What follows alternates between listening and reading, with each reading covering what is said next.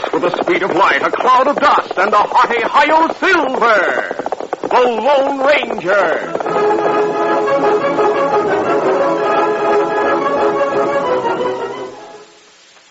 General Mills, makers of Cheerios, the ready-to-eat oat cereal that gives you go power, and Wheaties, the breakfast of champions, present by special recording, The Lone Ranger.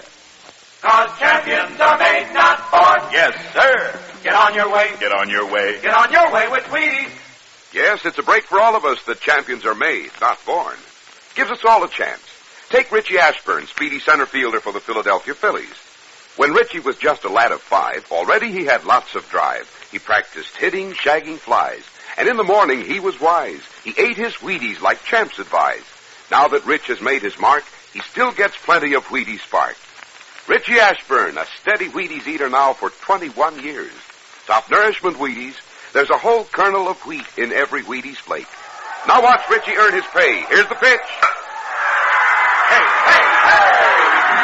He's on his way. On his way. He's on his way. On his way. Get on your way with Wheaties. 'Cause champions are made, not born. Yes, sir. Get on your way. Get on your way. Get on your way with Wheaties. Breakfast of champions.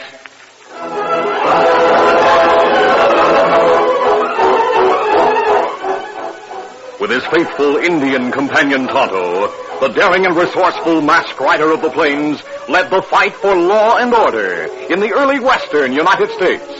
Nowhere in the pages of history can one find a greater champion of justice. Return with us now to those thrilling days of yesteryear. From out of the past come the thundering hoofbeats of the great horse Silver. The Lone Ranger rides again. Come on, Silver. Let's go, big fella. Hi-yo, Silver. Hi!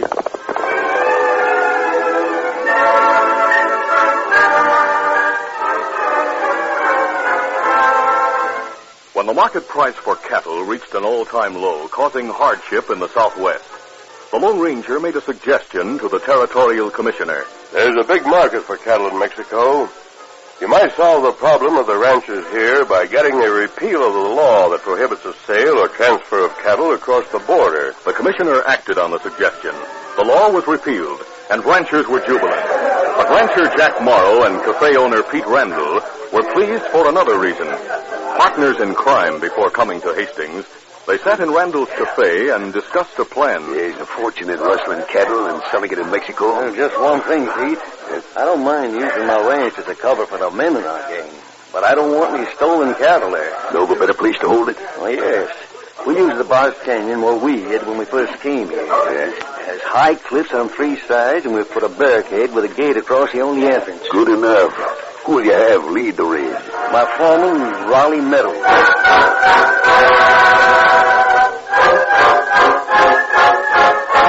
After a series of raids, the Box Canyon held 1,000 head of stolen cattle. Then Pete and Jack met again in the cafe. Jack Morrow said, Pete, I'm getting worried about something we didn't pay too much attention to at first. Yeah, what's that? Well, that license thing. Yeah. That's becoming a big item. You know that any time I sell cattle, whether it's 1 head or 100, I'll have to record my license number on the deal. The Mexican will have to do the same thing. That could be bad, couldn't it? Yeah, it is bad. The commissioner's office has a rough idea of how many cattle we own at the Circle M. If later on the records show we've sold 1,000 more than we're supposed to own, well, the answer to who's rustling would be easy. But don't worry, Jack. We'll find a way to get around that. Right now, let's get a line on prices. The Mexican buyers are starting to come to town. And if we...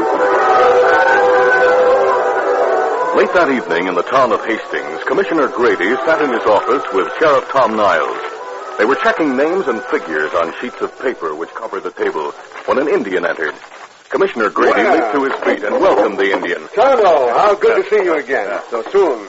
I thought you'd be heading north. That's right, but we come back. Tonto explained that he and the Lone Ranger had heard stories of the rustling and had returned to offer their help. Then, at Commissioner Grady's request, Tonto brought the masked man to a secret meeting with Sheriff Niles and the commissioner. After discussing the rustling, the lawman said, I'm sure the rustlers live near here. All the rustling has taken place around Hastings, Are there many strangers in town? No. So one of the ranch owners may have decided to get rich quick by rustling. The question is, which rancher? What about the trading licenses, Commissioner? Can't they help you keep track of how many cattle are bought and sold? And I had my deputies check on this list. Oh? They went out on the range and to the ranches. Their checks showed that no ranch has more beef than is listed. If 1,000 head of cattle has been stolen, someone must have 1,000 head of cattle hidden somewhere. Yes, that's logical. We have the border covered, and no cattle have been taken across it. Commissioner, is it true that cattle buyers are coming into Hastings daily? Yes, every day. When they cross the border, this is one of the first towns they come to. Some of them make immediate arrangements to have cattle shipped south when the trading starts 2 weeks from now. The rustlers must know that if they try to pass off the stolen cattle as their own, they're liable to be exposed. You mean having to give their trading license number and all that, huh? It would be hard for them to get away with selling 1,000 more head than they're supposed to own. That's my thought exactly. So if another crook came into the picture, a Mexican crook, say? A Mexican crook. I'll pose as a crook named Pedro Almanez and hope the rustlers will try to do business with me. Good idea. How can we help? Well, I'll need clothes to make me look like a Mexican cattleman. Will you need money? I'll keep a record of expenses. I'll see that you're reimbursed. Now, anything else? Yes, Commissioner. You might spread the word that a man calling himself Pedro Almanez has crossed the border. The commissioner had bulletins printed and posted as quickly as possible. They warned ranchers to transact no business with Pedro Almanez. And soon the name of the fictitious cattleman was on everyone's lips. And in the cafe, Jack Morrow, Raleigh Meadows, and Pete Randall were talking. I never heard tell of Almanez. But then there's lots of Mexicans I never heard tell of. Well, he must be a dangerous hombre when they put up signs like that about him. Don't you think so, Pete? Yeah. You know, it's too bad he didn't sneak into town without the law knowing it. If he's as clever as everyone says, and if he does business in cash, well, I'd just like to have done business with him, that's all. Yeah, especially if he does business for cash. Yeah, well, let's forget about the Mexican. We have problems of our own.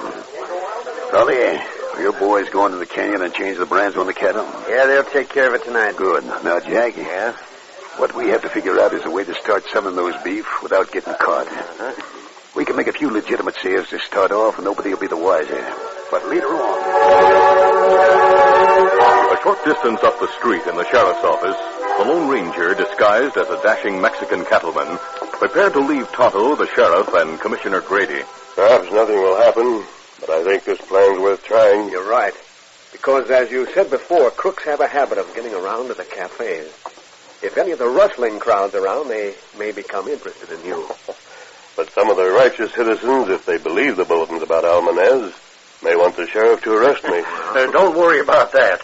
I'll explain it isn't a wanted poster that's hanging on the buildings. I'll tell him it's just a warning. Do you think it advisable for us to remain here? Yes, please. Tonto, you follow me and watch what happens. Well, that's probably the best. They might be scared off if they saw me or one of my deputies shadowing you around. I'll go out this rear door then and start making around to the cafes. Adios. Goodbye. Good luck.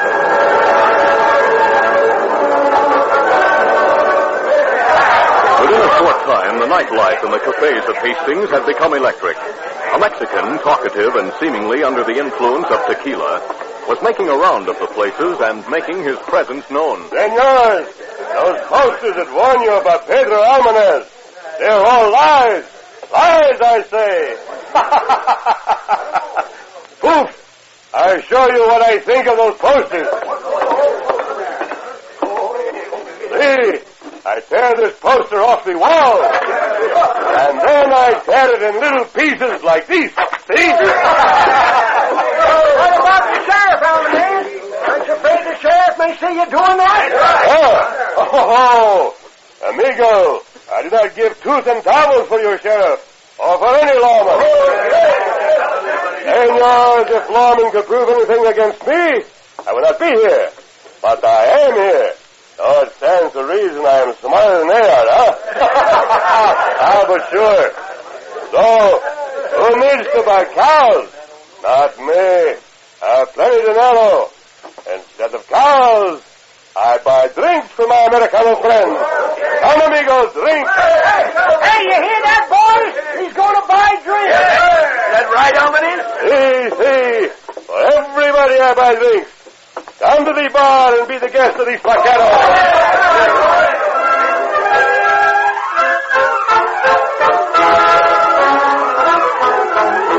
We'll continue our Lone Ranger adventure in just a moment. When Bill's at bat, the kids all shout, you can't strike that slugger out. He gets a hit because he knows he's got go power from Cheerios. Yes, he's got go power. There he goes. He's feeling his Cheerios. Cheerios. Cheerios. Sure, Cheerios, the cereal that's fun to eat because it's shaped like little letter O's. The only ready-to-eat oat cereal with this fresh toasted oat flavor. And listen, every delicious spoonful of Cheerios and milk is real muscle-building food. Each spoonful contains vitamins, minerals, and proteins your body needs. Yes, the good things in a Cheerios breakfast do good things for your body. Help you have healthy nerves, good red blood, strong bones and muscles. Yes, Cheerios is made to give you real go power. So every morning, get going and keep going with Cheerios. Then you'll hear people say, he's feeling his Cheerios.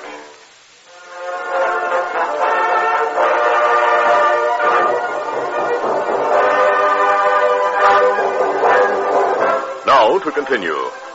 Word of Almanez and his lavish spending had preceded him to Pete Randall's cafe. By the time he arrived there, once more making a flamboyant entrance, Pete Randall was ready for him. The cafe owner opened his office door and looked into the well-filled room where men crowded around the bar where the Mexican held sway. Randall turned to Jack Morrow and Raleigh Meadows, who were glancing over his shoulder. Well, there he is, boys. The hombre we were talking about and wish we could do business with. He sure doesn't act like a smart one. He's smart, all right, or the law wouldn't be so worried about him. Well, what do you say? You want to talk with him and feel him out about things? What can we lose? Yeah, that's right, Raleigh. Go and talk to him on the quiet. See if he'll meet us outside.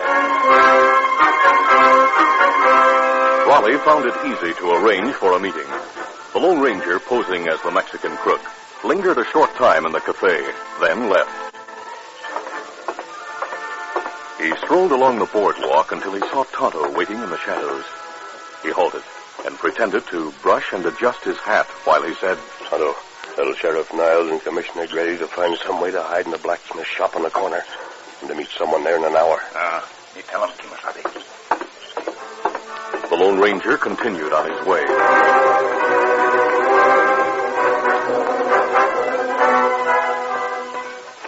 "50 minutes later, as he walked to the rear of the building that housed the blacksmith shop, he heard a voice speak from the half-open window. This is Commissioner Grady. We're in here. We'll be listening. 10 minutes after his arrival, 3 figures appeared from the underbrush nearby. Jack Morrow, Raleigh Meadows, and Pete Randall walked up to the man in Mexican dress. Yeah, you got here early, huh, Almanez? The early bird, they say, catches the worm, senor. Except that I'm no worm. Almanez, let me introduce my friends, Jack and Pete. Without using last names, Raleigh Meadows introduced the leaders of the Rustlers gang. Well, Senor, we've heard a lot about you. I assure you, Senor Jack, that what you heard was not true. I bet it isn't. Why are you in Hastings? You do not know, senor? Everybody else seems to know. It tells on the bulletins everywhere why I'm here. I want, well, you guess what I want, huh? You don't have a license to trade, do you? If I did, I would not be sneaking behind blacksmith shops. Senors, let us not waste time. You either have what I want or you have not. Now, what is the answer? Well, that's putting it right on the line. Almanez, how many head can you use? Well, how many can you show me? 100, 200, 1,000, 2,000? He wants a lot of them. Will you pay cash for them? When I buy, I always pay cash. If I do not have the necessary sum on hand, I get the rest in a very short time. One thing more. If you were to buy 1,000 or more steers, how would you get them over the border? Do not worry about that part. If I see there the cattle I want, you deliver them to me at the river bank. Yeah, that seems fair enough. Keep out of this, will you, Raleigh? Almanez, we do have some cattle to sell, and we're willing to sell them off the record. You know what I mean? Senor, I know perfectly what you mean. But before I make an offer, I must see the animal. You show him, please. Yeah, but we'll blindfold you once we get you up in the hills. Blindfold me? Yes. You're not going to know where the place is where we have the beef. Not until you've paid for the credits. That's fair enough, senor.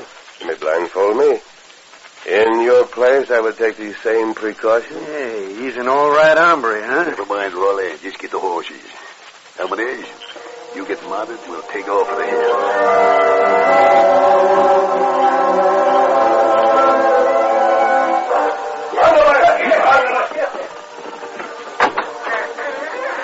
Soon after the three rustlers and the disguised Lone Ranger left, the door of the blacksmith shop opened, and Sheriff Niles emerged with Commissioner Grady and Tonto. The sheriff said, Jack Morrow and Pete Randall. So they're the rustlers. Who's Raleigh? Morrow's foreman at the Circle M. We better hurry. Or maybe we're not able to follow. You and Commissioner Grady go after them, Tonto. I'll swear in a posse. Leave a trail that we can follow. We take paper from shop, tear it in pieces, leave trail, you follow.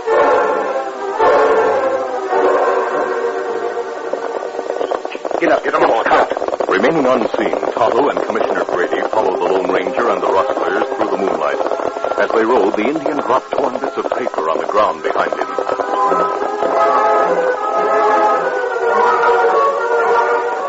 After several hours of riding through hills, over rough country, and off all beaten paths, Tonto and his companions saw the men stop and dismount at a narrow gap in an almost perpendicular wall. We stop here. Oh. That seems to be some kind of a canyon. Maybe it widened out, other side entrance. Maybe big space on the other side. Wait, I hear steers. Sound comes from beyond the gap.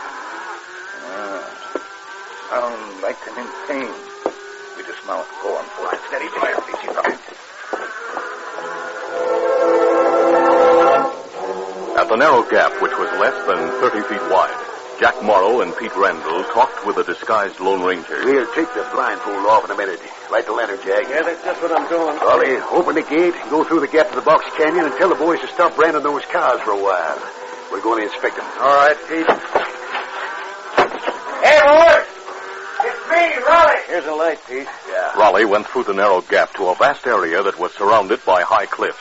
It was here that the rustlers were branding the stolen cattle. At the narrow gap, Jack Morrow lifted the lantern. Here, Pete. You'll see better with this.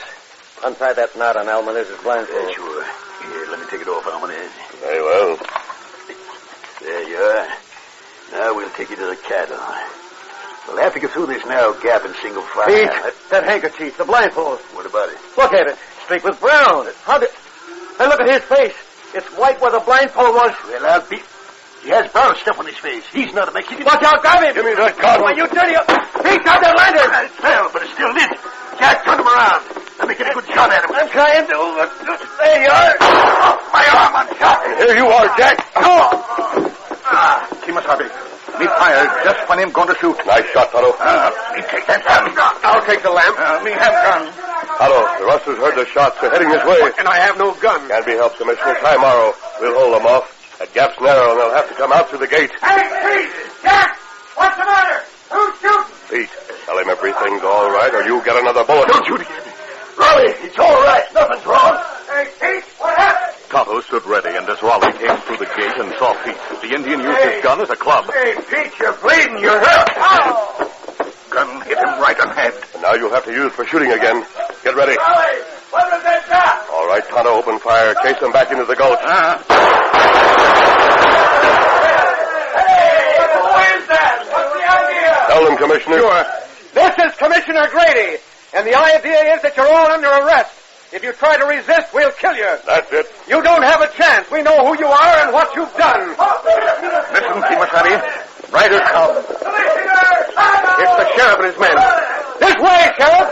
Fire a gun so he can know where we are. This way, Sheriff. You hear that, you rustlers? The sheriff's posse's here. We have your leaders arrested. You can't get out of there. And if you don't want to be shot, you... We give up. We followed your trail. Are we in time? Yes, just keep riding and make prisoners of the men beyond that gap. This is a big night, Sheriff.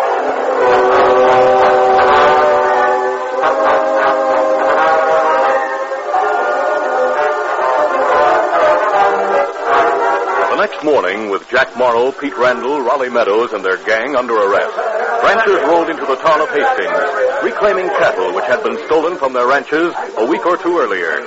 Sheriff Niles and Commissioner Grady watched them. The sheriff said, I wish the masked man was here to see how happy he's made all those ranchers. He wouldn't stay around when his job was done. Well, he should have been rewarded for what he did. Yeah, that's what I thought, but he wouldn't take a cent over what he spent in the cafes. Hey, boys, are you sure now that all of you have your own cattle again? Yeah, we sure have. Thanks for bringing them into town. He had the rustlers do that. He did. Who's he? The man who pretended to be Pedro Almanez. Huh? When there wasn't any person named Almanez. It was a character he made up to catch the rustlers. And he caught them. Well, yeah, but who's he? Well, he is also the one responsible for the repeal of the old law to make it possible for you to trade with Mexico again and become prosperous. Yep. But you still haven't told us who he is. He's the reason you and everyone else in this territory has a future to look to.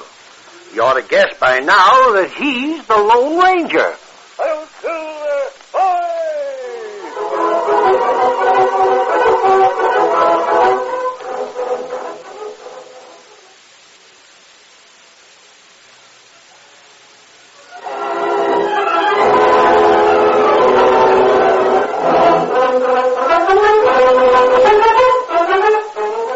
The Lone Ranger, a copyrighted feature of the Lone Ranger Incorporated, is produced by Trendle Campbell Muir Incorporated.